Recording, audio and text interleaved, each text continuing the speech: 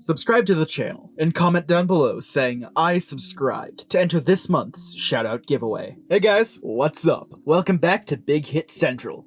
Today we'll be talking about 6 of the most overpaid NFL players in history. Jared Goff. The Los Angeles Rams have made quite a few mistakes in recent years with contract extensions. They moved on from Todd Gurley and Brandon Cooks this offseason, but the one that hurts the most remains. Even after restructuring his contract, General Manager Les Snead is kicking himself for making Jared Goff one of the NFL's highest paid players. Los Angeles went way over the top with this deal. Goff enters the season with the 3rd highest average annual salary, that being $33.5 million, making more than Carson Wentz, Matt Stafford, Drew Brees, and Tom Brady. Keep in mind, Goff's success in 2018 was the product of Sean McVay's system and a strong offensive line. Now that the Rams don't have the cap room or draft picks to rebuild their offensive line, Goff will keep getting exposed as the average talent. Sadly for the Rams, the earliest they can get out of this deal is after the 2022 season. You know, Jared drove down from wherever he was at. We spent a couple hours together and thought to myself, man, I sure hope I get a chance to work with this guy, and it's worked out. LeVeon Bell. Let this be a lesson for NFL teams not to overpay running backs, especially in free agency. New York thought it would make a splash during the 2019 offseason, so it gave Bell the massive contract. He sat out the entire season. It turns out, as demonstrated by Pittsburgh's success without him, Bell isn't worth the massive price tag. Regret instantly sunk into New York after Bell signed his $52.5 million deal with $27 million guaranteed. Playing behind an awful offensive line, the 28-year-old averaged just 3.2 yards per carry and showed little playmaking ability. He will be owed nearly $13.5 million this year and is about to lose some carries to Frank Gore. Just to get rid of him next offseason, the Jets will need to pay him even more money. Just think of other ways the team could have used this cap space.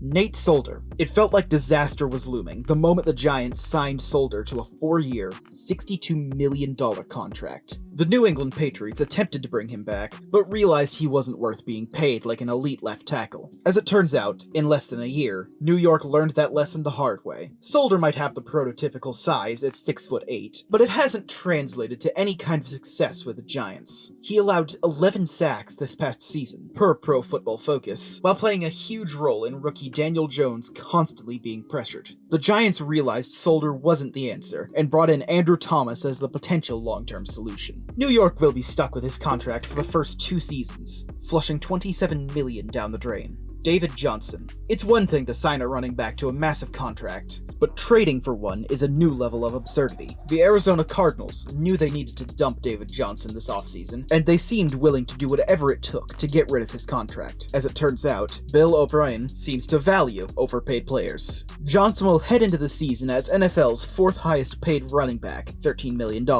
in average annual salary. Keep in mind, he has 2,191 scrimmage yards in his last 30 games. He'll make some big plays with the ball in his hands, and is a great receiving back, but he's not worth his contract. All of that alone makes him overpaid, but O'Brien has made things worse by trading DeAndre Hopkins for Johnson. Kirk Cousins. The Minnesota Vikings sure like to give Kirk Cousins guaranteed money. While other teams on this list at least protect themselves with partial guarantees and bonuses to keep things from getting worse, the Vikings put all their chips on the table. Seemingly pleased with the results Cousins gave them across 2 seasons, Minnesota awarded him with another $66 million guarantee.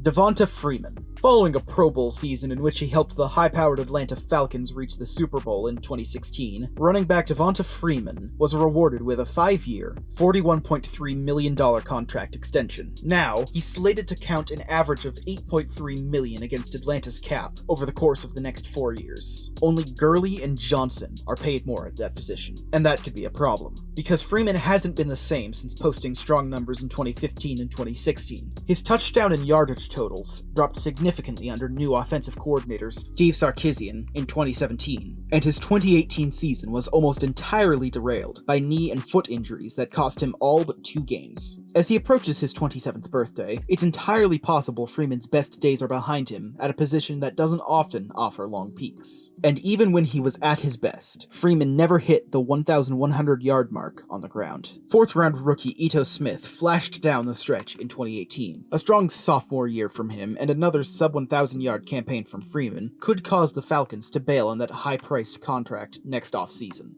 This brings us to the end of our video. I hope you enjoyed it. Hit like if you did, and don't forget to subscribe to our channel so that you don't miss out on any of our videos in the future. Also, watch the 2 videos that are on your screen, because I'm sure you'll love them. With that, I'll see you next video.